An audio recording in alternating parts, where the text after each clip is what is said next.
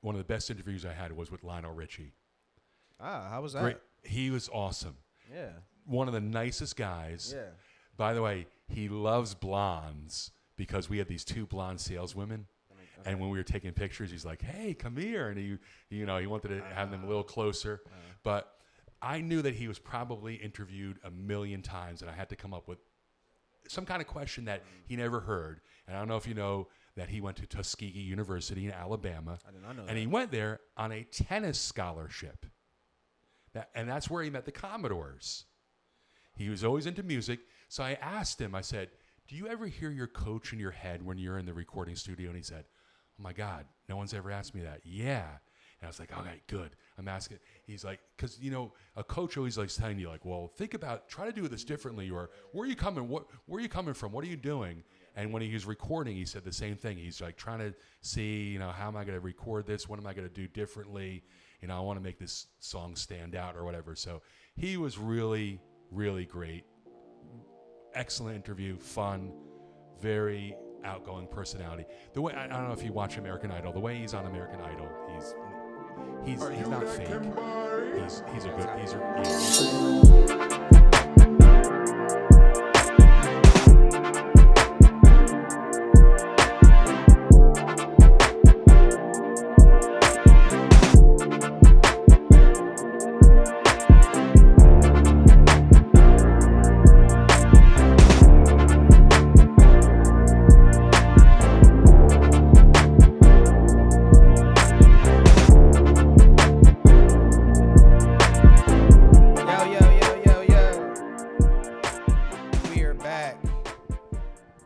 Side of Jersey podcast, the #1 podcast in the world, stamped. I am your host. My name is Steven. I go by Ugly Steven on Instagram.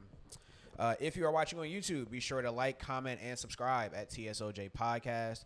If you are listening on Apple Podcasts or Spotify, be sure to follow and download at TSOJ Podcast.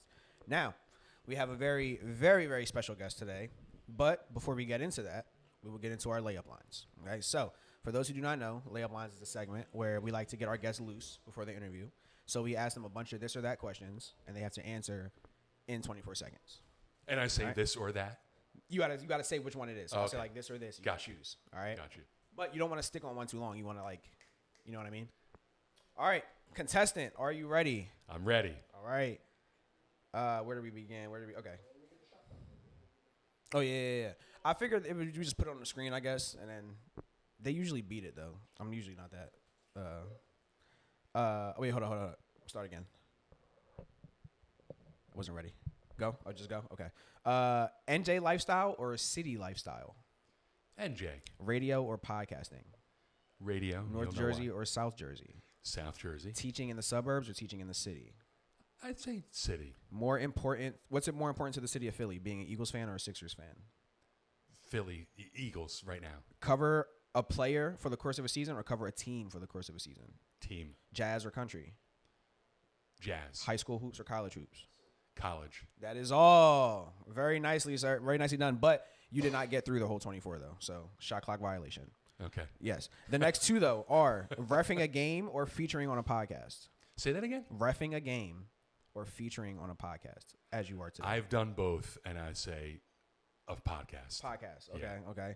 And teaching back in the early 2000s or earlier 2000s or now? There's pros and cons for both. I live in the now. Oh, look at you. I live in the now. Look at you. Ladies and gentlemen, our next guest, he is a high school U.S. history teacher. He is a music DJ at iHeartRadio in New York City. Ladies and gentlemen, Daniel Blackman is here. You can't hear because you don't have headphones on, but people are cheering for you. Well, thank you. I appreciate it. Yeah. Thanks for having me. What's up, Blackman? What's up? How are you feeling?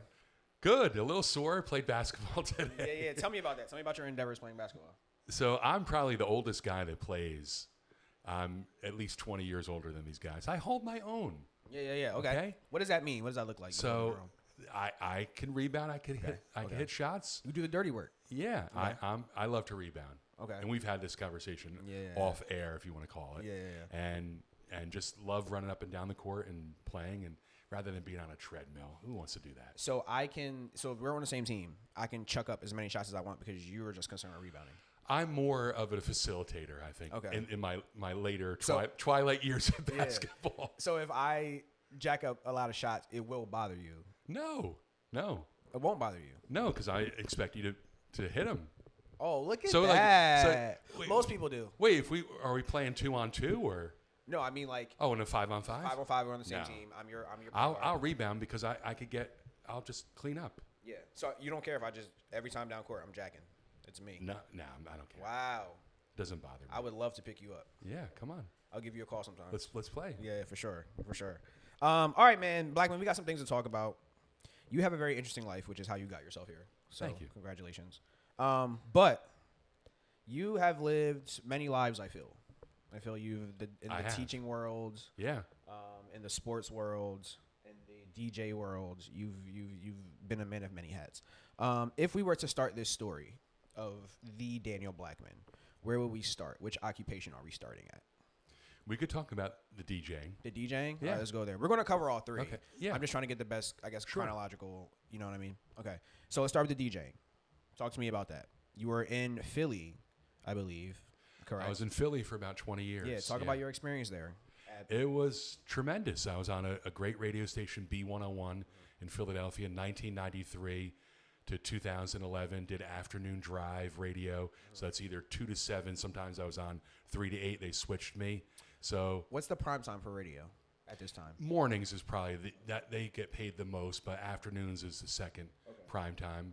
And it was great because my daughter was born in 2000, so I was able to be with my daughter a lot when she was first born and growing up, and I didn't have to go to work I didn't have to leave till like 1 o'clock in the afternoon, 12:30, which was great. So great bond that I had with her, and just had a lot of fun, a lot of different experiences, met a lot of different people, interviewing, giving away stuff,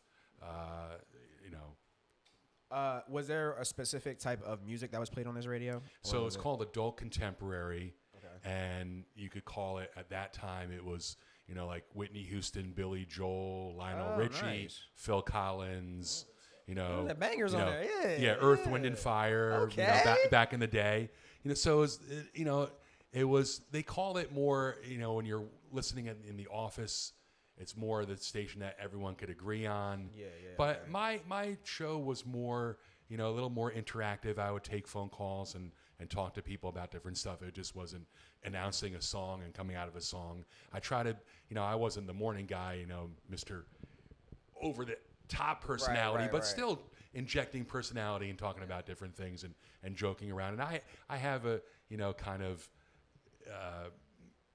sort of, what's the best way to describe my sense of humor? It's a little, busting chops a little. Okay. Yeah. Teasing a little bit. Yeah. Okay. And so just had fun. Yeah. Just had fun. When you said you were taking calls, right? Yeah. How does that system work? So my dad, I am from the era where I'm familiar about calling into the radio. My dad used to call into, what was the really popular Philly one? For which format? For Eagles. For Eagle. For WIP. WIP, and what were the names? Ron Schwartz sounds familiar. So Angelo Cataldi was Angelo the morning, Cataldi, there was you the go. morning guy. My dad will call into that one Okay, sometimes. yeah. So how does that work? So there's a number that we just call in, and then you have a queue, I'm assuming, where like you're just answering If the phone. you have don't know who it is. a producer, a screener, so see, sports is different than a music station. I answered my own phone calls, and then it would be in between records, and then I would say, and I would always have recording, whether it was reel-to-reel tape way back in the day or digital, I'd hit record, and then I could edit stuff and make it sound really good. But a sports station has a screener, because they put it on a screen or whatever for the people who are on air. So Cataldi would see Phil from Mount Airy's calling, and he wants to talk about why did they not run the ball more? So he could be like, I don't fucking want that one. And No, then goes but to the he next would one. probably take it, so he would know ahead of time. Okay, why are the Eagles not running the ball? They're pass happy or whatever, and then he'd know what they're talking about. So they or this person's complaining about why is he not throwing the ball to whoever? You know what we should do? Here's what we're going to do. I'm going to call into your radio station right now, and then you're going to be the radio person, all right? But what am I calling for? So when these people call, are they calling just to be like, yo? No, well, request that they want it. Request, okay. Or if we had a giveaway. So I had this one lady. So radio stations, they attract you because they know that you want to win money.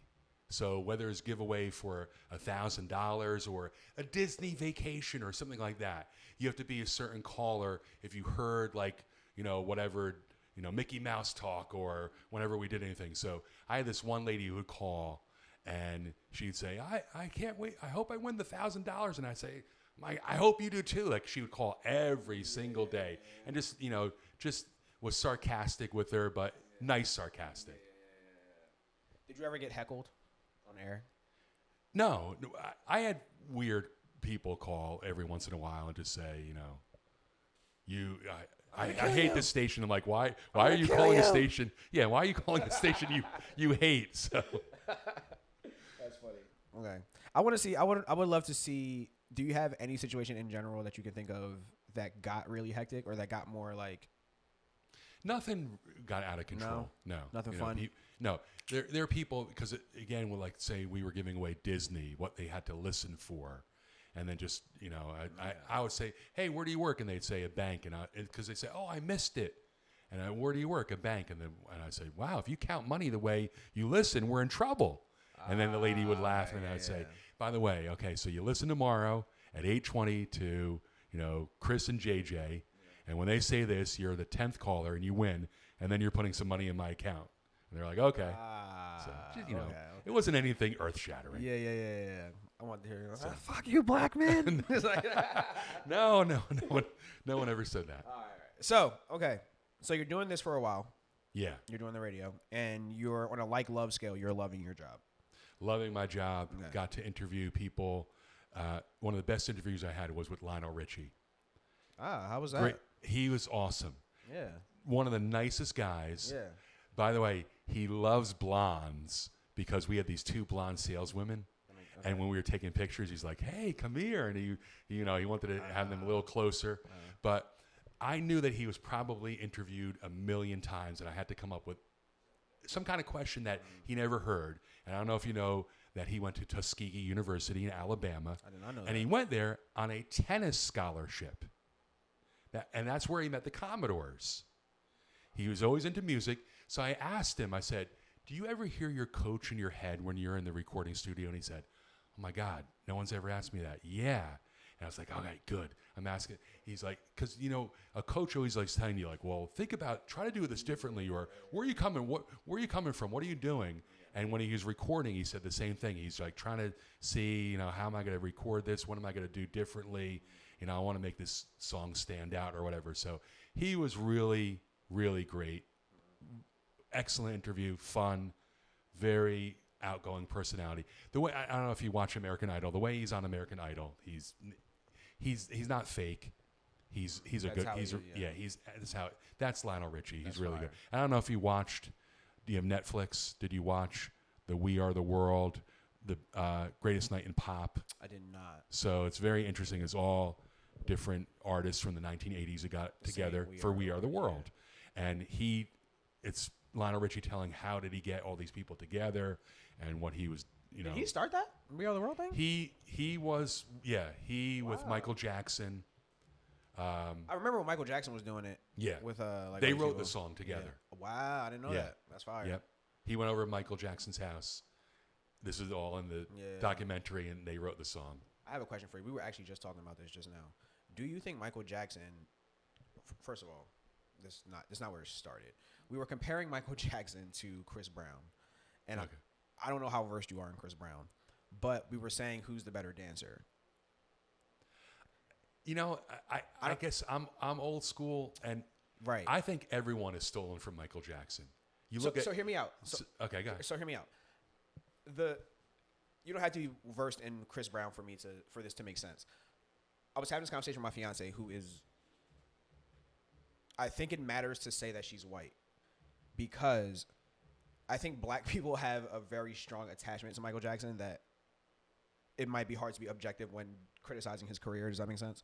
Yeah. So her being like less cultured, not really that aware, not that attached to Michael Jackson, she was looking at the dance skill, just like you dancing and you dancing, right? And on some like type shit, right? She's a dancer, right? She has a dance, like she's a dancer herself. So she's trained. Correct. Okay. Correct. Has her own dance company, like very established, right? So like her objective opinion of just like dance versus dance kind of matters. You know what I mean? Yeah. Or is relevant in this conversation, I'll say. She said that Michael Jackson does the same maybe 5 moves in different variations, is what she said. And when we had this conversation, we kind of did the immediate eye test of pulling up like music videos and like performances. Yeah. And we put up 2 music videos, which his music videos are good testaments because they're long. They're like movies. Right. So we did that, and then we did his Super Bowl performance, which is also another good testament because it's pretty much your catalog for 15 minutes. Like you're going to be entertaining in that time, right? So we watched 2 music videos, and we watched You Rock My World, we watched Smooth Criminal, and we watched the Super Bowl performance. And I felt like as soon as she said it, I couldn't unsee it in all the things. It's like the same 5 moves that are just kind of like redone different. You know what I mean? Like they're like right now, when you think of Michael Jackson dancing, you can think of like 3 of those moves right now. Yeah. You know what I'm saying? It's like they're kind of the same. But I think that everyone from the kids, the K-pop kids, to Justin Timberlake, and to Usher, they all have stolen from Michael Jackson. Oh, he's definitely an inspiration. So he's so influential, even if you think, well, he's doing the same 5 moves in different order. Yeah. I just think that he's so influential and all those things that he's done that's why I think that. I think he's a legend. Yeah. I think the question then became like, can the generations that come after ever be better than the one who did the thing? And I think yes. I think it's the same thing in parenthood, right? Yeah. In parenthood, you want your kid to be a better version of you. Sure. So nobody's going to be like, you will never be as great as your father. It's like, well, then you were a shitty father then. Like, you know what I mean? Like you want your kid to be better than you. Yeah. So I don't know why people get so offended by that, but I don't know. No, I just maybe because I grew up with listening to Michael Jackson and watching him in MTV and all that. So I think he's the GOAT still. I think he's so influential with everybody, and then you even see it with Janet and the family and the whole thing. So maybe he's a legend. He's still a GOAT. Maybe I'm biased. And we were also very strictly talking about dance, not just like entertainment as well. Yeah, it was like no dance. I understand. Yeah. Chris Brown is a better dancer than Michael Jackson. Yes. Yes. He 100% influenced him. Chris Brown do the 45-degree lean? Cuz I heard he had stuff in his shoes. I heard that thing. Oh, okay. I heard he was like his shoes were in the ground so he could do that. Oh, okay. Like that wasn't actually him defying gravity. Oh. You know what I mean? But even so, right, when you say that, it's kind of similar to like a lot of people are critical of putting Eminem in certain rap conversations because they say that like none of his rap was like that relevant to the hip hop community or what was the faces of the hip hop community, right? Yeah. And then Joe Budden kind of said it perfectly. He was like, Eminem can rhyme words together really well, but like there's more to rap than that. Like you have to then tell a story with doing that. You have to then have a scheme and you have to have like, you know what I mean? So he was saying like a lot of the things didn't land because it's almost like you can do really good tricks, but that doesn't make you a great. Sure. If you can dunk the ball between your legs, that's like a trick that you can do. That does not mean you're a good basketball player. But have you ever seen the Thriller 40th anniversary of Thriller on Netflix? And they talk about Michael Jackson and they show. So like if you think Gregory Hines, great tap dancer and great dancer, they were showing like all the things that Michael Jackson incorporated with tap and other forms of dancing and then made his own of all those other types of dance. Yeah. So here's another thing that my fiance said that makes sense. She said when Michael Jackson was working with choreographers, they are choreographing like based on Michael Jackson's abilities. Okay. Like that choreography can't be like given to another artist and be like, sure. Oh, this like it's like this was made for Michael Jackson. It's not going anywhere else, right? So then I guess essentially what they're saying is like when you then only have a certain amount of moves, and then the people that you're working with are kind of just working around those moves. You know what I mean? And giving you material that kind of just reinforces those moves. It's limiting versus Chris Brown, I guess, in this argument was like more of a student, and it was kind of more like a student of dance, learned all different types. But we could use the basketball analogy, and I'll go old school, that people never give him credit. Okay. Kareem Abdul-Jabbar with the sky hook, people thought, this dumb-looking shot. And the guy was unbelievable. No, I think one guy in his whole career ever blocked his shot. Yeah. So you could be like, you're a one-trick pony, or you could only do those few things. But you're amazing at doing that. Like absolutely, Jordan, you know, turnaround fadeaway that Kobe wanted to copy and do. No one could stop it. So you could have a couple different moves, and then you could still be the GOAT. Yeah. I know. I know. But okay, so speaking of Jordan, though, Yeah. you've talked about people that you've interviewed. Yeah. And your favorite interview, if I'm not mistaken, that we spoke about off camera was Charles Barkley. No, I didn't meet Barkley. I love Barkley, though. Okay. No, I didn't interview Allen Iverson, but I met him. Oh, I know. I was talking about Barkley. Okay. So this is 2001, 2002, and the backdrop is that allegedly his wife had been cheating on him. He found out. He goes to West Philly, kicks in a door. I'm not sure if he had a gun or his friends had a gun that he was with. Yeah. I think he had a gun is the story. And so for a whole week, channels 3, 6, and 10 are outside his Villanova mansion. The top story, Allen Iverson, like what's going on or whatever. So I see him shortly after this at a dining establishment in Bala Cynwyd where all the radio stations are. And he had previously been one across the way, and then they kicked him out of there. So he's at this establishment, and he's drinking beers and playing dominoes. And we were there because a young lady was leaving the radio station, and we had a going-away party for her. Yeah. So we thought, okay, let's be there. So I see him, and I say to my friends from the radio, oh my God, it's Allen Iverson, one of my favorite players. I'm going to go say hi to him. Yeah. You shouldn't do that. Why? If he were eating dinner, I would not have bothered him. He's just playing dominoes and having beers. Okay. So I went over to him, and I said my name, and I was on the radio, and I immediately got this look on his face because media guy. And I said, like defensive, you're saying. He looked like he wanted to punch me. Yeah, okay. And I said, I just want to tell you that you're one of the greatest, like the things you do on the court, like, oh my God, you're. And he could not believe I was complimenting him. He looked at the floor and said, thank you. Because he thought I was going to say, you suck, and what the hell are you doing? Why are you getting in trouble or whatever? And I'm like 6'1", 6'2", and that's what they listed him as. Yeah. He's like 5'9". Yeah. So that makes it even more that he'd go inside and do all the stuff he did against guys 6'10", and so that's why I loved all the Sixers. Dr. J, I had a poster of him when I was growing up. That's who I wanted to be. I could never jump like him. Then I love Barkley because Barkley's they list him 6'6". He's 6'4", and he could rebound and do all the stuff. And then loved Iverson, and I love Embiid, even though a lot of people don't like Embiid. So I've always been a Sixer fan, even though I grew up in North Jersey. I was just about to say never was a Knicks fan. Nets, nope. Sixers. So before you came to Philly, you were a Sixers fan. Before I came to Philly, I was a Sixer fan. Oh, because Dr. J was my favorite player. I'm gonna make myself sound really old. You probably try me. There's a movie called The Fish That Saved Pittsburgh. Now you're a basketball, so the premise is every person's sign has to be Pisces for them to get together to play well. So the owner of the team and Dr. J's in the movie. Every person's a Pisces on the team, so they'll be in harmony and play together. It's called The Fish That Saved Pittsburgh. So that's. You are dating yourself. I don't know what that is. Yeah, I don't know what that is. So great movie. This is how far I could go back. You ready? In sports. Yeah. In Philly sports. This is how far I could go back. Go ahead.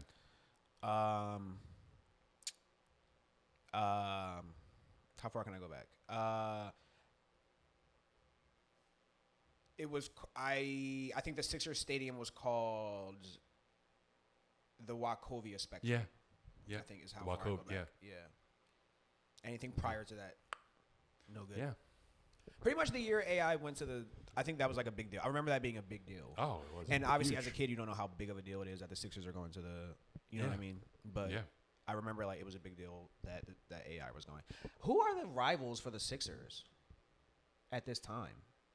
Now? Like like when you're like back then. Still Celtics still. That's the rivalry. Oh yeah, you hate the Celtics. Oh. Yeah.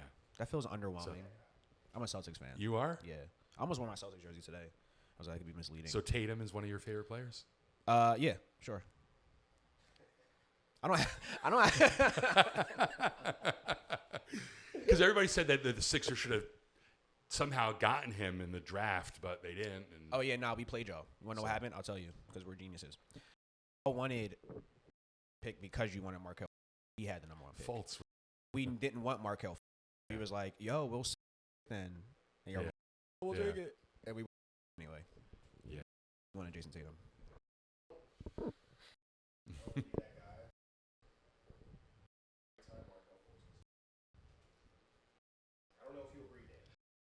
Yeah. They and then I didn't see. Agree with you because I remember when I started finding out that this was happening. Oh, that's smart because I guess. But I remember at the eye wasn't like, oh, he's so much.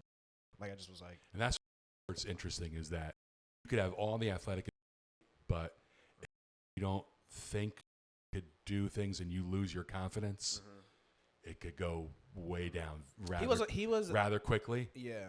And then it's like, oh, well, my shoulder, and then but there are people that bounce back, and he didn't bounce back. Yeah, I did think he was a good player coming out of college. I did think the Sixers were putting a lot of eggs in his basket as they do most of their prospects. Yeah, but all right. I think Philly and Celtics is a very underwhelming rivalry, though. Used to be more. Okay. Back in the day. Okay. There's a famous picture of Dr. J choking Larry Bird. Yeah. They're choking each other. Did the Sixers lose that series? I think they did. So the script we the did. Same. 30 years, 40 years I'm later. saying we, like I played for the team. 1983, there was a big chant in Boston Garden, beat LA when we beat the Celtics to go to the finals against the Lakers. Oh, wow. So they were for the East. We just wanted you to beat the Lakers at that point. Yeah, because I don't know if you ever watch all the inductions, NBA players being inducted into the Hall of Fame, and they talk, and Larry Bird talks about Magic, and he's always glad that, he has more titles and all this other stuff. And does he have more than Magic? What's that? Does Larry have more than Magic rings? I think he might, yeah. I think Magic has 4. Yeah, if I'm not mistaken. Or is that true? I think Kareem has 4. I think Larry may have more. Than Magic. I'm not sure. I tell you one thing, we're gonna fucking break that tie this year. Have you seen us this year? Yeah, I know you guys are phenomenal. Yeah, phenomenal this year. This is the year. This is it, Blackman. This is it. Okay. Oh, Magic got 5 guys. Okay. No burgers. Larry got 6. Oh, we gotta talk about this GOAT conversation then. We gotta talk about this. Is the GOAT in Boston? No, Bird only has 3. Oh, okay. So I was wrong. Okay. Damn. So. Damn. Yeah. It's cool. How did you become a Boston Celtic fan? I say this all the time. It was literally just because when I was younger, when you're younger, you don't really have loyalty to teams. You just like players. So I did like AI, you know what I'm saying, but I wasn't like a Sixers head. You feel me? At the time, Kobe was like the best player in the NBA for some time, and I was just tired of him winning. Yeah. So when he was going to the finals in 2008, he was playing the Celtics, and I didn't know anything about the Celtics. I mean, I knew enough. Like I was keeping up with basketball, but like. Around that time, I guess it was just around the time where you start picking teams, and I was like, I don't want him to win, so I was like, I want that team to win. Okay. The Celtics. I got you. Yeah. Any other team that could have. Why didn't you wear your green today then? I was literally, I'm no funny shit, Blackman. I took my Jason Tatum. I got a new Jason Tatum jersey that my fiance got me this year, and I was going to wear it, and I thought it would be a little bit off-brand because our podcast is called This Side of Jersey Podcast, so I thought it would be a little off-brand. Okay. Even though everyone knows I'm a Celtics fan, I just. Like, if that clip were to go viral and I'm wearing a Boston jersey, that just would like, wow. I just feel like, yeah, that's all. All right. I was going to, though. I really was. I got you. I wear my Eagles jerseys on air. Okay. That's a little more on brand. You know what I mean? I hear you. Yeah. All right. So, talk to me. So, you transitioned into teaching. Yes. Talk to me about your experience teaching. We got to talk about this. What do you want to know? Everything. What was the climate like? What were the kids like? So, were you a good teacher? I think I am. Yeah. Were you at the time though, when you transitioned out of radio and then went into teaching? No, you're learning. What were you bad at? What was I mad at? Bad. Oh, bad at? Probably just getting everything set, showing like this is going to be the whole lesson. You're learning. I felt comfortable because I've been in front of thousands of people for so many different events, so there was no problem me being in front of 20-something kids. I wasn't shell-shocked and shy or whatever, but just getting them to see like, hey, this is what we got to do, trust. And that didn't take a long time. Just my enthusiasm, I think. I try to use my humor to do stuff. Were you? Don't worry about the sound. It's not going to pick up on the mic. Okay. At the time, were you all in teaching? Yeah, because like were you still kind of like into radio and wanting to do that? I'm glad that I could do radio part time, but I didn't want to be in radio. I didn't want to move around, especially again having a daughter. At that time, she was 11, and not. I'm going to go to Chicago and I'll see you once a month and I'll see you in the summer and winter break and all that. I didn't want to be that type of dad. I think it was more important for me to be around for her. So I didn't want to move to different areas of the country. And I knew that there really wasn't a lot of opportunity to do it. And I didn't want to go somewhere and be somewhere for 2-3 years and then something happens and I got to move to another city. I just didn't want to get into that whole thing. I saw more stability. And I do radio part-time, so I still, satisfying that itch of doing it. So I thought I love history, and I had taught before, I coached before, here or there. So I thought this might be a good pairing. So I thought, let me try to do it.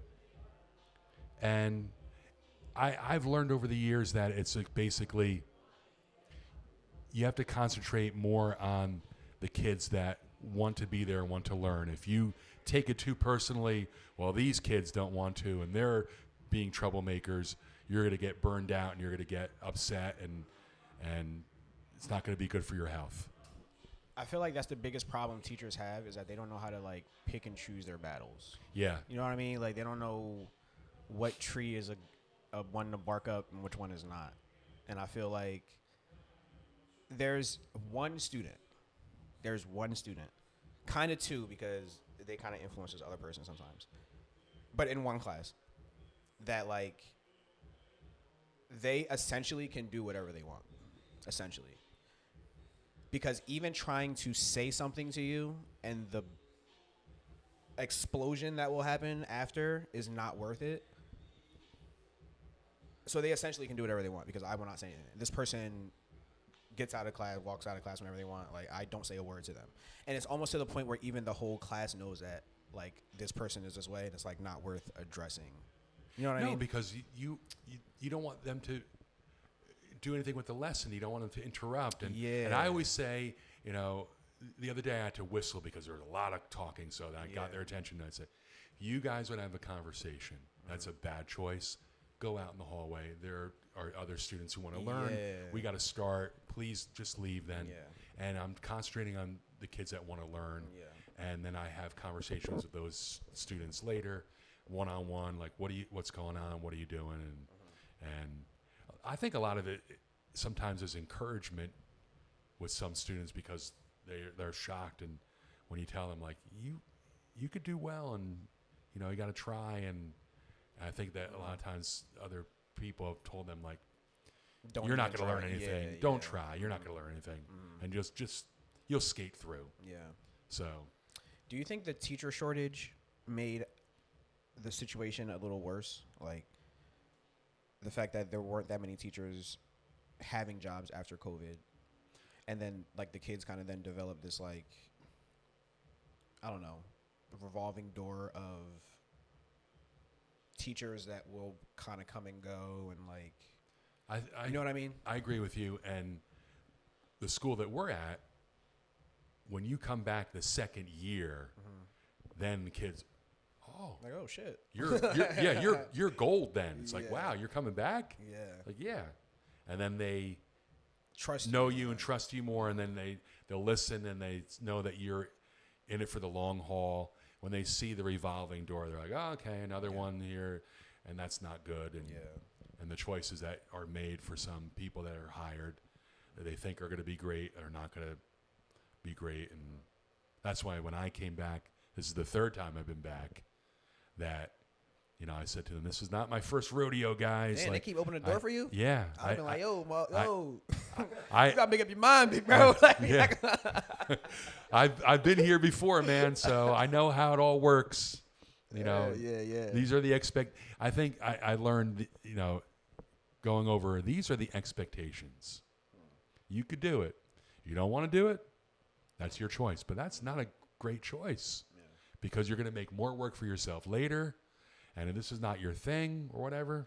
Yeah. What is it that you think, outside of the expectation, what is it that you think you do that allows you to kind of have the security and like the trust of the students? Because your name is always brought up in good graces, and there are teachers' names who are not brought up in good graces in terms of like the kids like or enjoy or get something from, or like, you know what I mean?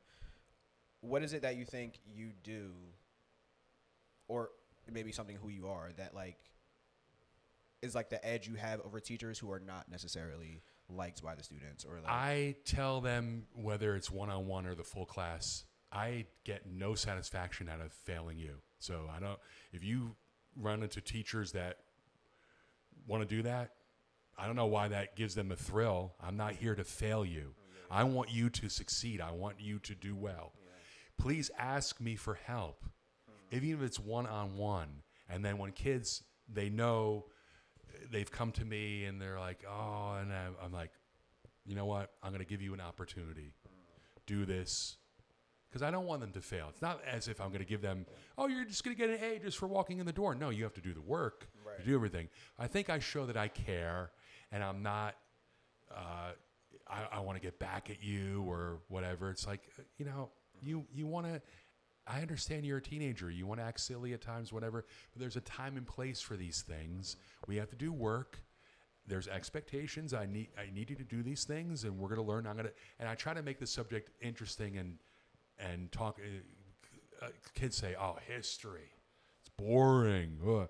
Well, there's reasons for different things, and I try to draw correlations, and I try to just show my enthusiasm for it and tell them, and just say again, I'm here to help you. I don't want to fail you, but when a kid says, you gave me an F. No, you gave yourself an F. Yeah, you got an F. Yeah. I want you to do well. I'm trying to make it as much possible for you to do well.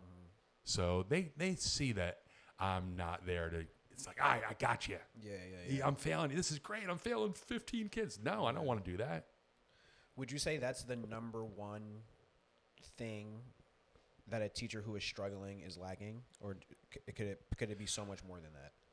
I think that and so much more. I think that, again, there's some teachers that take it very personally when kids are doing stuff, and it's not personal. It's like could be a million things going on in that kid's life, and then you find out later, and you can't take it personally, and you have to just say what's going on, or you go up to them and you see they've done well here, and then there's a bad stretch.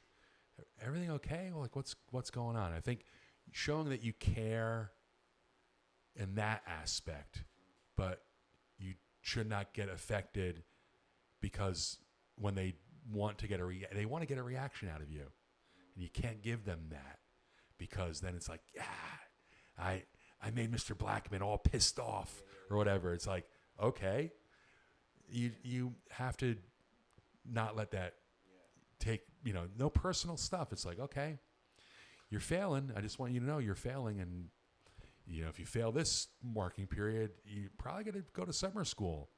You should really pay attention and do things. And It's not that difficult. What was one of your What was one of your wildest experiences in teaching that you can recall? What was very interesting about this school is that I was shocked that there are more girl fights in our school than guys. And I was talking to the guys about that, and they said, yeah, the girls talk so much shit to each other, where we're not like that. And I don't know, being a guy, maybe I'm just thinking in a guy's way, but you say things and then you just let it go. The girls, it keeps festering. And the first year I was there, I remember there was this fight, and I got in between them, and I got hit, but it felt like nothing because the girl was way shorter than me, and the administration, are you okay? Do you think you have a concussion? No. Do you want to go see the nurse? No, I'm fine. So it was just silly. That happened at my old school. I broke up a girl fight and I got punched. And then when it's happening, I guess you kind of, I don't say you don't notice, but it's not going to stop you from doing what you was doing. Be like, oh my, you feel me? You kind of just roll with the punches. And administration was when they saw the video, because I pretty much had to it happened on the steps. And the way it happened was it was two girls who were friends, known friends prior to this. And the reason I knew it was a fight is because I was coming back to my room. My room's at the top of the steps. And I'm seeing people, when I turned to go to my room down the hall, I'm seeing people at the top of the steps. The door is shut though, but it has that rectangle window. And they're recording the fight through the window. Yeah. They're doing this through the window. Yeah. And I'm like, all right, what's happening in the stairway? You know what I'm saying? So I open the stairway, I look, and I see these two girls, and they're talking. Now, my initial thought is they're friends. I don't. Sure. It's almost going over my head that a fight is about to happen. I'm like, that's fucking so-and-so, And then you kind of see the body language get kind of odd. And I'm like, oh. So then I go open the door. I go running down there. And they wait till I get there to swing. I'm like, y'all had an extra 7 seconds to do this, which is a long-ass time. Because I didn't even know y'all was fighting at first. I'm watching y'all thinking y'all about to, I don't know, tap dance or some shit. I don't know. I don't think y'all fighting. So y'all had an extra long time to start swinging if y'all was going to swing. As soon as I get to the bottom of the steps, the one girl swings around me, tries to swing around me. So were they waiting for you to do play-by-play? We're live here on the steps. They Wait, wanted she's left hook. Yo, they wanted something like that. I don't know, Blackman, because it was to the point where almost I wasn't rushing down there because it wasn't it didn't get that buck until, you know what I'm saying? I don't know, whatever. I got you. Yeah. It's also I think your presence kind of sparks that desire, because it's now you're. Oh yeah, if you're gonna do it, we're gonna do it now. Yeah, now's the time. Yeah. That's this one in. Yeah. We might not get to do it. Yeah, I'm glad I got in. That one girl didn't want to fight. She didn't want to do that. She got hit and just started yelling. Man. Yeah, we do get a lot of girls though. You're right. The girls thing. You're right. It festers for a long time. Yep. Boys kind of don't talk that much. It's kind of are we fighting or not? And then they kind of do it. Social media makes it fester. Yeah. Too, because everyone's saying stuff on social media. Then you come back and you're like, "Why?" Yeah. And in the olden days, it was like, "Say it to my face," and you'd be outside. You did show up or not, and then you knew what time it was. Yeah. Let me ask you this: do you have thoughts on the phone policy? On the once existent phone policy? Do you have thoughts?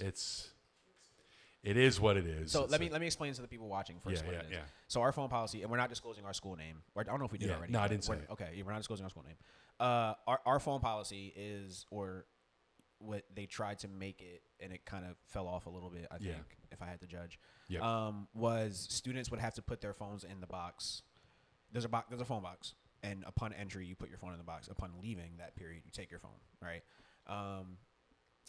I feel bad because I think I started the role. I didn't mean to start the role. They asked my opinion and then took it to the furthest extent. And I was like, you feel me? Here's why I said that. When the phone thing was a problem in the beginning of the year, they wanted solutions, right? One of my superiors is very adamant about feedback and opinions and things that work, and let's try this, and that's a very good trait to have. Yeah. I think I was just kind of not wanting all that attention and responsibility. I kind of just was like, you know what I mean? Right. So we had a meeting, and they wanted me to come to the meeting, and I was like, mind you, I'm a first year at Leap. We'll blank that out. I'm a first year, and like, you want me to come to like this meeting with like the higher ups to talk about this phone policy. Like, I'm the Sure. only first year teacher. You know what I mean? And it's like, this is like in October. Yeah. Like, the school year just started. Like, you know what I mean? Like, so I come to the meeting and my superior kind of looks to me in the meeting and pulls one of the like, so Steven, what are your thoughts? Like, You have a lot of thoughts on this because situation. What do you think? I had spoken to him privately about the what I thought might work, because at my old school it worked. And the reason behind that, Blackman, was because my old school implemented this rule. It was obviously kickback at first, but we cracked down and we did it, and all the teachers were bought in, and it worked. My kids beat the state average in testing that year. The state average, which prior to that they were not doing. Yeah. And I'm like, yes, I do think I'm a good teacher, but I would be lying if I did not think this phone policy was a really large reason. I didn't have to compete with phones. You know what I'm saying? Like, I did not have to compete ever with phones. If somebody was off task, it was because they were just like daydreaming. It wasn't because like, Sure. you know what I'm saying? So it was like, that helped. So I said that to him behind closed doors, and then I get put on the spot in the meeting to kind of say it. And I'm like, so then they implement it. You know what I mean? And it's I think in any policy, it has to start day one of a school year agreed. because it can't come later, because the kids then are so used to, you know, if you say, oh, you can't wear Crocs. Well, when? Why since when? But wait, yeah. But if you say day one, look, Crocs, that's not a school shoe. Yeah. You can't wear it. But if it's November and you say, by the way, you know, you can't wear your Crocs anymore. What? I've been wearing it for 2 or 3 months. Yeah. So you have to start day one to be the most effective. Exactly. And even when I saw that it was starting to get more attention, like when I said it, I saw the conversation was carrying, I was kind of like, I just want to put out there, I was at a totally different school in a totally different district. Yes, it was a charter school, but like, it wasn't where we are now. So I don't know that it will work here. Like, you know what I'm saying? Like, I'm just telling you what happened in the past. Yeah. You know what I mean? And I think they kind of latched onto it and took it, and you know, I don't think it's working as well anymore. Yeah, there's some schools that they make you lock your phone when you walk in. You're allowed to take it out during lunch, and then it's in there the whole day. Your parent calls you. It's the office. That's it. But I don't know. I don't know what the solution is. I think I could see that being very effective. Yeah. I can also see where that would not be very effective. Does that make sense? It's almost like it's almost like building a team. If you get the right motherfuckers to buy in, like it's going to work. But if like if 3 of y'all don't buy in and you're kind of cancerous to it, the whole shit is. I heard kids already like, saying they're going to have a burner phone, a second phone, a third phone. Like, and then some of them got Macs, so it's like they texting on the laptop anyway. You can't tell them put the Mac away because that's the one they're using. Yeah. You know what I'm saying? So it's like, it's hard to compete with. It is very hard. Yeah. Would you say that's your biggest struggle this year is phones? No. I've had some struggle with it, but not too much. I just say like, you got to have it away. Let's go. We're doing work, and they know there's a regimen with we're doing this, then we're doing this, then we're doing this, and they know now this is what's expected, and they know that okay, if you don't do it, you're going to get this grade. Yeah. And if you don't want to go to summer school or you want to go on, you got to do what you got to do. Yeah. So I try. Listen, Blackman, I'm not in your classroom all the time, but based on what I hear, word of mouth, and our school, I keep saying it, is not the biggest school. So I feel like the word of mouth is somewhat valid. Okay. I feel like you are always talked about in good graces, sir. I'm glad. You are. Tell them thank you. I will.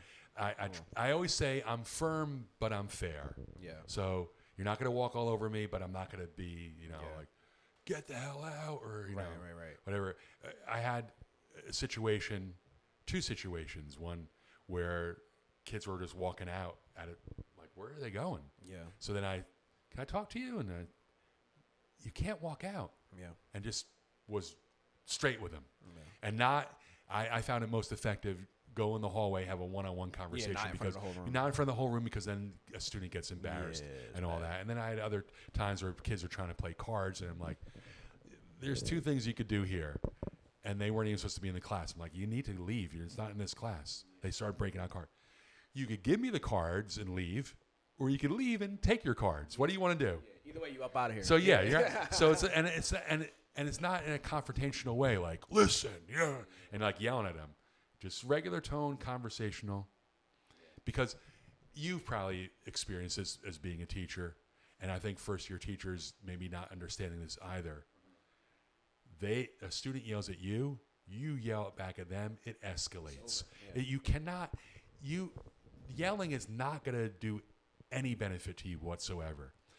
The opposite, I've learned techniques opposite, where if there's a lot of talking in the past has happened, I sat at my desk and I stared at the class and then, shut up, he's freaking mad. And I'm like, then everyone's quiet. You guys done? I'd like to start the class. You know, you keep talking. I keep telling you stop, and you're not listening. So I'm just going to sit here and then make them feel uncomfortable. Like, this guy's a weird guy. What the hell is he doing? Why is he sitting here and just looking at us? Are you mad enough to where they know when, how can I say this? Do you get mad often enough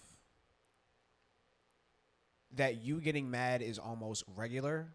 No. Or do you get mad enough to the point where, like, when you get mad, it's almost like, that would be, yeah. I don't, okay. It's, again, I'm not getting out of control. Like, one girl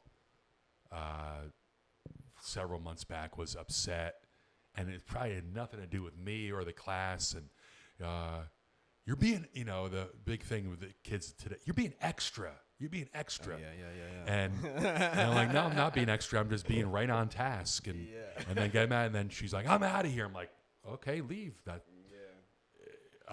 You still got to do the work when she's walking out. So, no, I'm yelling again. I learned from way back. Just gets more yelling from them, and it gets confrontational, and it doesn't help whatsoever. Let me ask you a question. Yeah. And pardon the way this is going to sound more than I hope you just understand what I'm trying to say. Sure. Which job do you think required more acting? Your teaching job or your radio job? Acting meaning, like, to an extent you do have to up your energy a little bit, or to an extent you do have to, perform. You got to be this guy. I think they're similar and very equal. And radio, you got to always be on. Can't have an off day. And when I was going through a divorce, it was the greatest therapy to play music, because I left after that show in a much better mood. Went in with all these things going on in the background of my life, and then it's like I get to play music and talk and then I felt it was like therapy.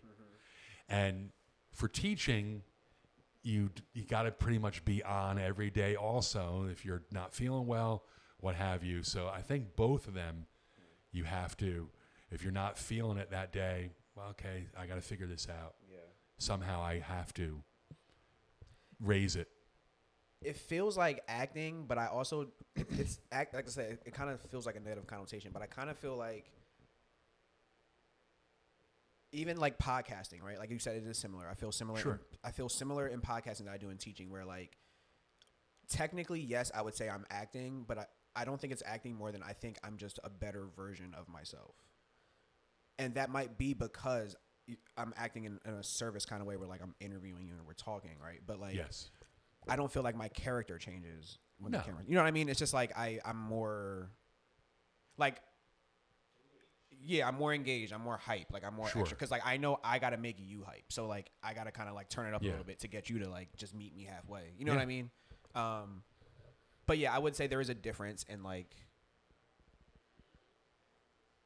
energy when I'm teaching versus when I'm You have to make the subject interesting, and even if it's radio and I play the same song 75 times before, I have to come up with a different way to talk about something. Like, I just read, I never knew this, because I'm playing Michael Jackson on the air and thinking, okay, I've introduced his songs a million times. I looked something up online. Did you know that Michael Jackson tried out to be Jar Jar Banks in the Star Wars I did movies? not know that. Yeah. and that who's the guy, the main director, whoever was doing all the Star Wars. He wanted Michael Jackson, but he thought he's so big that he might eclipse the whole movie. Like, yeah. So I can't hire him, but he wanted to be Jar Jar Banks. He definitely would have eclipsed the movie. Yeah. Sure. So, and I never had read that. So hopefully someone listening was like, really? Yeah. That's pretty wild. And the same thing with something talking about history, talking about whatever, like I was talking about, people could say, oh my God, so boring. Where Franklin Roosevelt was introducing all these programs during the Depression to help out Americans. And I said, here's a program that helps you out today. This was the minimum wage. So I'm like, how many of you guys have jobs? Well, he was the first one to institute in his presidency that there would be a minimum wage. Otherwise, people were arbitrarily like, I'm just going to pay you $1 a day to do this job. No, there had to be a minimum wage. And it's increased, and now it still works today. And then just trying to draw that, okay, maybe they are hopefully listening at that point, like, oh, I got a job, yeah. Oh, I'll hopefully remember that. Can I ask you a question? Yeah. And I'm very excited to ask you this question because you are a middle-aged white man. I'm so excited to ask you this question. You ready? I'm so excited. Okay. Who is your favorite president of all time? I liked Franklin Roosevelt a lot. I think because he helped the country. We're just learning this recently too, so the left liberals are like, you're not helping enough, and the right conservatives are like, you're helping way too much, and he's like, nope, I'm trying to help everybody. And that he also, compared to previous presidents, was not a racist like so many presidents were prior, where he was saying, I just want the best person for the job. I don't care if you're African American, you're Chinese, whatever. I want you for the job. Is he a Democrat? He was a No, I think he was a Republican. Let's find that out. But he and his wife too, because World War II and the African American pilots, and she fought for them of being, pilots. Because again, it's not a kids said to me when I first started at our school, they're like, how's your name, Blackman? You're not black. and I said to him, really? I said, you never saw a black guy named White, Green, or Gray? And they're like, oh, that's not yeah. true. And I said, but you're saying, okay. Yeah, I said, yeah. And I said, but here's the thing. This is what matters to me right here, the heart. Yeah. You have a good heart, we're going to get along. You have a bad heart, I don't care, what color you are or whatever. Yeah. If you're a good person, you have a good heart. But if you're a mean person and we're not going to get along. Yeah.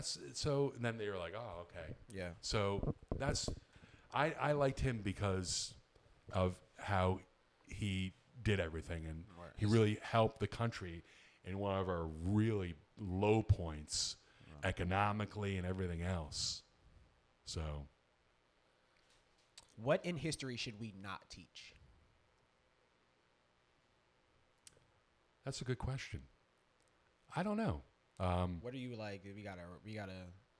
I think we have to learn about Hitler, but not maybe all the things. He was a idiot. So can I ask you a question? Yeah. I was having this conversation with my kids. Okay. Was it my kids or was it who was I having this conversation with? I think it was my kids. It wasn't. It was. I think it was Chris.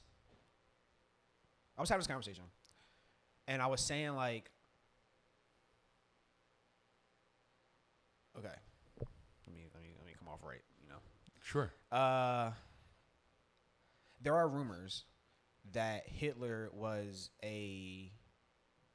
not as effective of a murderer as we say he was. Okay.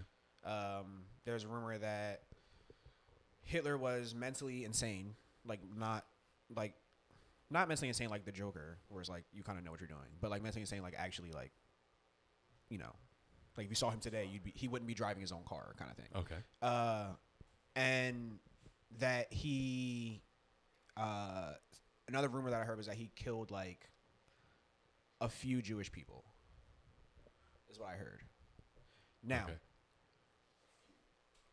I'm the kind of person.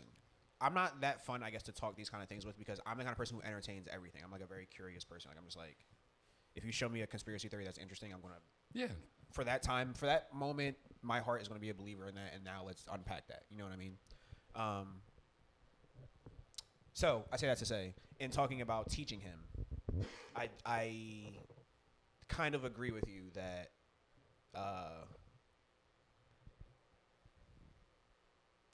I think there are more important things that we can learn.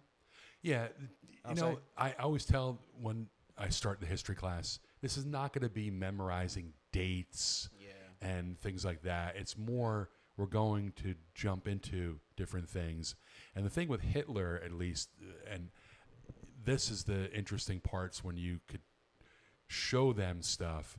So Auschwitz in Poland, one of my college buddies went there and he showed me pictures, and there was a room where they made people stand the whole day. They were, and then you would obviously just collapse after a while, and then all the they made them take all their shoes off, and they still have those shoes from the 1930s into the 1940s. Just very powerful stuff. That's more interesting than just learning dates and this and then there's exaggeration of, well, did Washington really cross the Delaware and they tossed a coin across and then they're talking about how the levels of the river were, when he crossed, was it really that difficult of a journey, and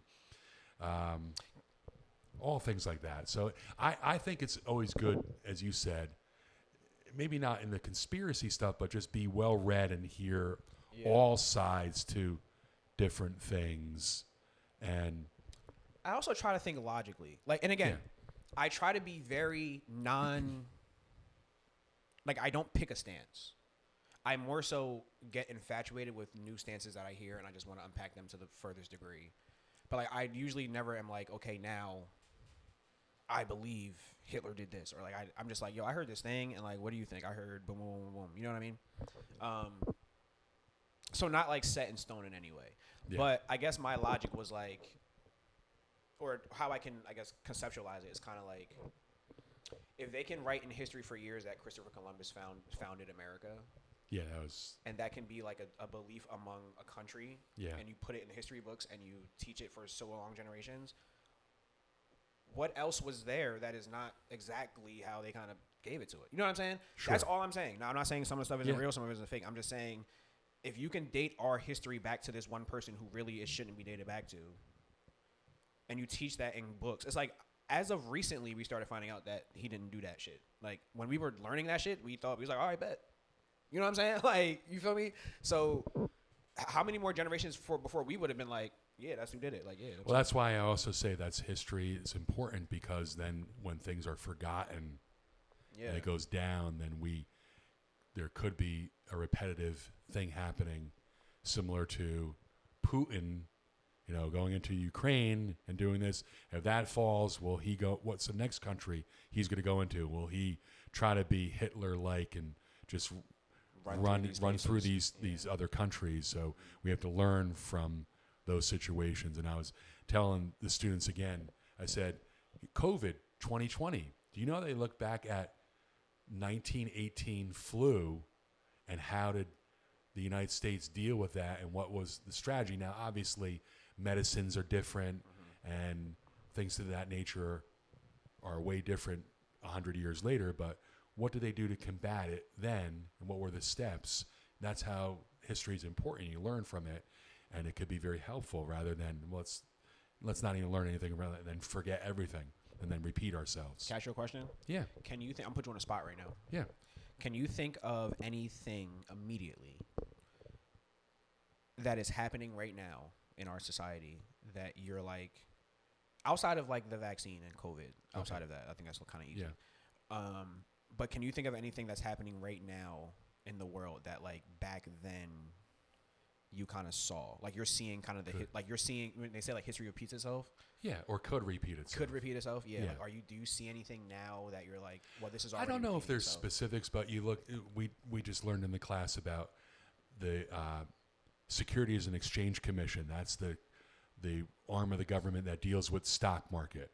So, and you see the up and downs of stock market stuff. So you don't want a stock market crash like 1929 to happen. So you look at those things, and then you just have to look at the way society reacts to different things, this ebb and flow of, we had in the 60s and 70s of hippies, and then we had the yuppies and this and that. Like, what's going on? Where are people? Is there a bigger gap in wage earnings and things like that? I think economists could look back and do those things. Historically, again, beside maybe Putin is a big thing of, can that happen?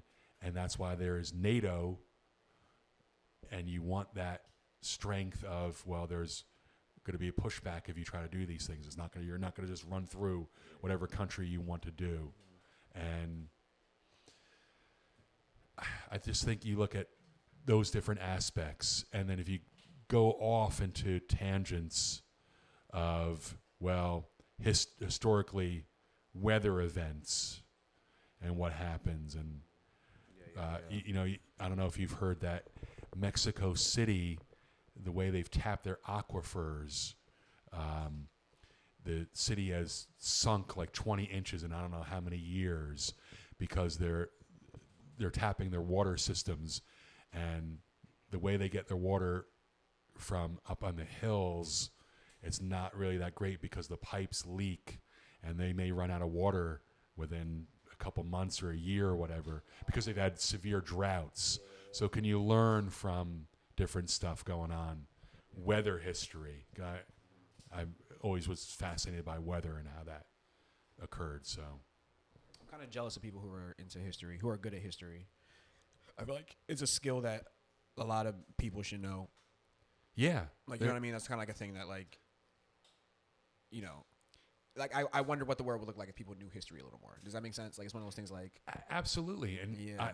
I was telling the students that when I did this alternate route to become a teacher, that I had to take classes. So I had this one class about Vietnam, and the professor, it was long distance learning. It was online. The professor was actually a soldier in Vietnam, so he knew everything because he was so into it, and he read. So there was no way you could BS your way. I had to do a 25-page paper, and had to have like annotated perfectly. And where'd you find this at? Because he knew so much about it because he was in the war. That's funny as hell. So, do you think being into history has almost like a character trait that makes you kind of like a different breed in this day and age? Like, I think personally, I'm gonna try to word this the best way I can. I think that outside of age, like, let's say age wasn't a thing, it is, but outside of age, I think you would view the world differently than I did as someone who doesn't study history. Does that make sense? like, I understand. Like, are you a more like patient person? Are you a more like in some critical aspects, person? Are you a more, you know what I mean? I've become more patient as I've gotten older, and I've always was into these biography shows and watching, and I was always fascinated and always was interested in the presidential stuff and the races and just the way things all got laid out. Like, do you think you're probably a more like observant person than me? Being someone who, like, you know what I mean? Like, what's the character trait that history brings out? You are observant. You know what I mean? Try to, and I watch all different aspects of how things are being reported.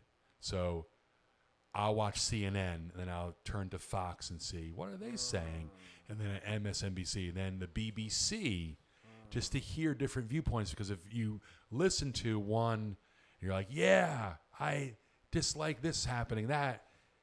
You have to see all perspectives. All perspectives. You got to see all sides. So I want to hear it because, no one's absolutely right.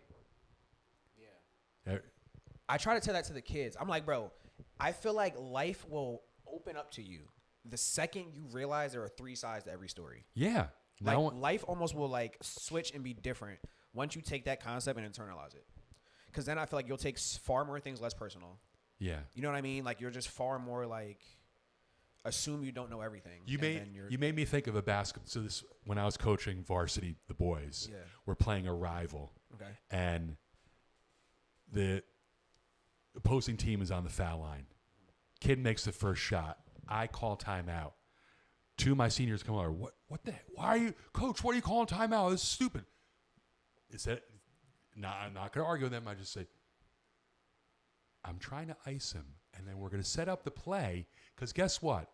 He's going to miss this shot. Because I could tell this kid was nervous when he was coming off the court. I could see it in his eyes. He's going to miss this shot, and this is what I want you to do. And that's exactly what happened. And we won the game. And when the game ended, I said, guys, I know a little bit about basketball. I played for a long time. Like, listen to me. Not that I think I know everything, but I've been in these situations before. And I showed that to them other kids. I'm trying to think what the game was. This college guy, they purposely fouled him because you could see in his eyes got really big. And he was so nervous on the foul line. He kept missing. And the opposing coach kept fouling him. And he kept missing. So you have to, this is all by experience. And again, no one knows everything, but experience, and you're like, okay, I'm going to do this because I think this is what's going to happen. Then it does happen. So you have to live it. And, these are teenagers. They haven't lived it, but they know more than you, and they know everything. And you don't know anything, Mr. Blackman. You're old and you're this or whatever. Bro, it's so crazy talking to kids now and realizing like that I'm the adult that I was talking about when I was their age. Yeah. Like, when you're like, yo, I'm really not trying to play you. I actually know what I'm talking about. Like, just listen to me. Yeah. And they actually think and you're like, yo, this is so you're like, it's so crazy when you know you're right. And you're like, yo, yep. I'm not trying to lead you in the wrong direction. I'm telling you what's about to happen in the next 5 minutes. No, it's not. Nope, you don't. And you're like, why do y'all think I'm trying to tell y'all the wrong shit? Like, what do I get from that? Like, I'm telling y'all what it is. Like you get this probably. The kid's habitually late, and I never yell. I just show I you do the tap little, my watch. Yeah. Like, what's the big deal, Mr. Blackman? I'm late. Yeah. Because you need to get into. You're being taught soft skills. You have to be on time because. No, well, when I get paid, I said, no, you're going to be in this habit so much of being late. You're going to be late when you're getting paid. But if you know to be on time, it's just going to be a habit of being on time or be early. I say, I like to be early for everything as much as I can. You weren't early today. I know. And today, well, no, you had to get a piece of equipment. So I actually slowed down a little. But I like to be on time for things or be early because it goes back to your experiences. God rest my dad's soul, great man. My father was late to everything. My father was late to his own wedding. So my dad graduated college and he got married that same day, later in the day, on the college campus. So it was a very small wedding. It was my mom. Her sister was the maid of honor. My dad, his brother was the best man, a few other relatives. My grandfather, grandmother. My grandfather and my father are out at a store picking a tie for my father. My father was late to his own wedding. So I hated being late when I was younger. So that's why it's ingrained to my mind. I'm not going to be like that. And I'm always early. I'm at school an hour before it starts. Because I don't really? Yeah, I like to come early because you know why? Because it's quiet in my classroom. I drink my coffee. Even though I had a smoothie, that's what I drink for breakfast. I have like a snack and I'm looking at things, and if I have to grade some stuff, and then if I'm all done with that, I'm listening to music and I'm like, what am I doing today? And I look at everything. I don't want to walk in 2 minutes before my class. I can't. All right, but hear me out though. This is what I'm saying though, right, Black man? This is what I'm saying. That's what I'm saying. Like, you're telling me you get to school at what, 6:45? 6:45, 6:50 every day. All right. Okay. When you say like I understand when you say like you're getting like your headspace ready, you're doing like but like what do you do when you wake up in the morning? My clothes are already laid out. I don't pick them. You are gross. I pick them the night before. I pick my clothes already. I have them laid out. I do too for tomorrow. So mine, everything's done. Yeah. It's again. This is going back to sports for me. It's a regimen, and that's when I taught kids how to shoot a foul shot, and I'm like, show me how you shoot a foul shot, and I'm like, did any coach ever tell you? And can I say how I feel? Yeah. It feels like you're almost wasting time in the day. No, I'm not. It almost feels like you like. No. Right, how many hours of sleep are you getting? I'm probably getting 7.5 hours. Oh, that's really good. Yeah. Because my wife's a manager for one of the competing drugstores, and she has to get up early. So I get up at the same time. A lot of times, hopefully I'm not jinxing myself. I could get up before my alarm. Like, I'm going to get up this time, and I'll get up, and I got a question for you that's kind of off base, but I just want to ask anyway. Let me know if I got to wrap up. Do you feel a kind of way if the woman that you are with wakes up earlier than you? Do I feel what? Did you feel some kind of way? No, I know that she has to go. She's an excellent manager and has to do things, and I know she wants to get things accomplished. So No, does it make you feel like less of a man though? Like if she gets up at 5 every morning and you get up at like 8. No, I don't get it. No, because she gets up 5. I'm getting up at 5:20. So, but sometimes I'm ahead of her. She gets up at 5:30, and then I'm getting up at 5:20. So Okay. now, I think how diligent and respectable and honorable of a man you are, you naturally get up at that time. But I think I feel like you're the kind of person who I feel like you're the kind of dad. Tell me if I'm wrong. I feel like you're the kind of dad who, when their kid wakes up at 11 a.m. on Saturday, you've already done most of the house chores. When the house wakes up, I've done most of the house chores. I've done things. Yeah, I want to just get things accomplished. I like to go to school early because, again, regimen, doing all things, and it's repetition of, okay, I don't want to, I'd rather get away and not mark things at home. Like, I want to have a home life with my family. So I'd rather mark things in the morning and at the school. So I'm there early and do all that. And if I don't have things to mark, then I relook at my lessons. What am I going to do? Can I ask you a question? Yeah. You have a homeroom, right? Yeah. Do you teach first period? Well, no, we have that Intervention. That thing. I'm there, Wow. and then I don't have a second period. Then I'm third, fourth, fifth, all in a row. That's nuts because I use the intervention period as like your hour before to get ready. Yeah. It's not as hectic because like the kids are kind of coming in doing their own thing. Yeah. And, like they're not. It's like I'm teaching in front of them. But like that's usually when usually every morning I have my lesson plans. Like I've done my lesson plans already in the format, but I didn't put them like on slides. Like I didn't like do that stuff. So like usually when I come in, I'm like kind of just like that's my morning routine. Like come in, put everything in the slides. Like you know what I mean, like that kind of stuff. Yeah. I hear you. Wow, that's so early though. Yeah, It's so early even for a charter school. That's like a long day. I like because then I'm not doing any after school stuff. Yeah. So I just leave at This day's the time long we as leave. hell. Even with no after school activities, this day is long as hell. and just go. So I'd rather be there, eat my breakfast and a second snack or whatever, coffee, wake up. What am I doing? What's going on? I'd rather do all that. And I like to have that plan in my whole day in my mind, what have you. And again, going back to watching a kid do a foul shot, and it's like, no coach ever told you, like, your feet, you have to... Like the basics, like... Yeah, there's a base, and you have to be square to the rim. Like, you're like all sideways, and the feet are pointing two different ways. Like, that's why you're not making foul shots.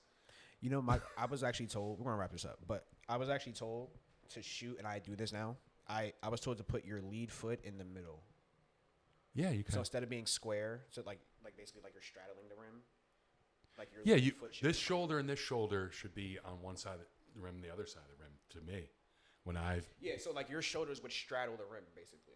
Yeah, my right shoulder is on one side of the rim, my left shoulder on the other, and I'm in the middle. Yeah, and it's worked for me. I was told one side the shooting arm, right side, and I was told that late too. So like I don't think any coach would be like, why are you like? I think your thing is no, but the feet were pointing all different directions. Yeah, okay. And that makes your body drift. Yeah.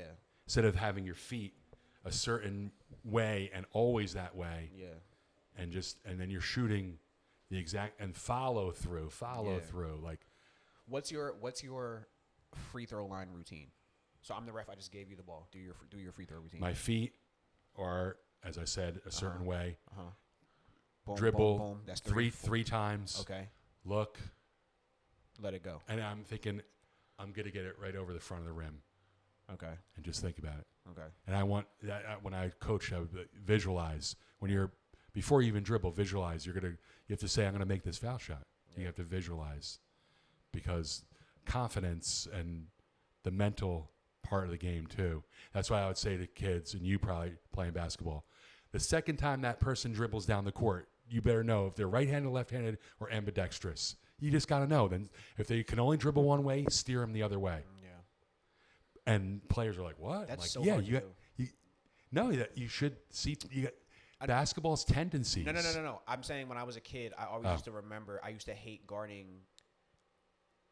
right-handed people, like normal right-handed people, because I felt like my lateral movement was faster going one way than the other. So even when you're like push them that way, I'm like, I want to do that, but I'm slow this way. Like, I want to get burnt, fucking around. Like, you know what I'm saying? Like, I can't move. But if they have a weak left hand, yeah, it had to be those kind of situations. But like, if like certain like there was, I forgot which way it was. I gotta like get in the stance to like do it. Like, yeah, I can't shift. If you're right-handed, your dominant hand is gonna go this way. If you're in front of me, you're going that way. I can't move that fast laterally more than I can move this way laterally. Because something about like when you slide and stretch this foot, like I'm just faster doing that motion than going that way. So I used to hate it. Like, for some left, I'm like, that's going to be a bucket too. Like, no, Mr. Blackman, it's been a pleasure to chat. I feel entertained. I feel educated. I feel inspired. Thank you for being a teacher at our school, first of all, that our kids love, first of all. I appreciate it. And thank you for being a teacher that I actually want to talk to. That's good, yeah. It's not that many of them. Well, thank you. I feel yes. That's good. I like talking to the cool teachers, basically. Because I think the kids have good judgment on adults. Yeah. Oh, so, like, if absolutely. the kids fuck with that teacher, I'm like, I want to go talk to that teacher. Yeah. Yeah. I think that's how we met. I kind of just like walked up to Yeah, absolutely. Yeah.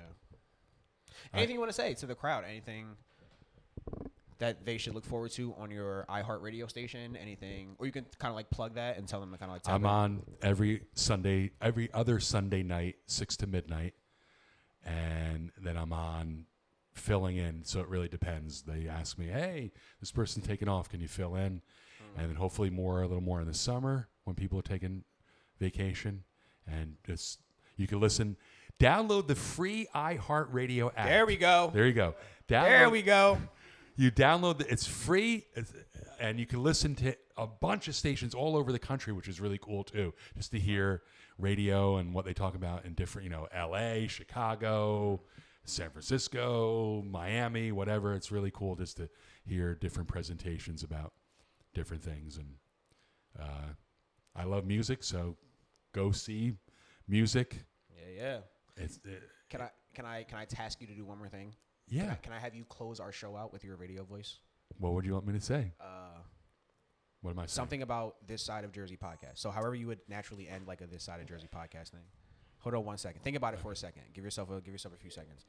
I kind of want to see like, I want, you know what I mean? I want to see like your Barry White radio voice. Your all right now on WP. You know what I mean? All right. This Side of the Jersey podcast. Wait. Okay. Yeah, that was good though. I like the energy. This Jersey podcast. Your host, Stephen Cobb, is the man, and there are several platforms you can listen to him. I know that you said Apple, right? You know the different platforms. Yeah, Spotify, Apple Podcast, YouTube, and is search Side of Jersey, right? Yep. They find it. Yep. What's very interesting. podcast is there's no set of what we talk about Jersey. We're going to talk about deals with tomatoes. It'd be an array of things. So it could go into all tangents and be interesting. So definitely watch and learn. I'm going to soundbite that at the end of every Okay. episode. That was beautiful. Ladies and gentlemen, until next time.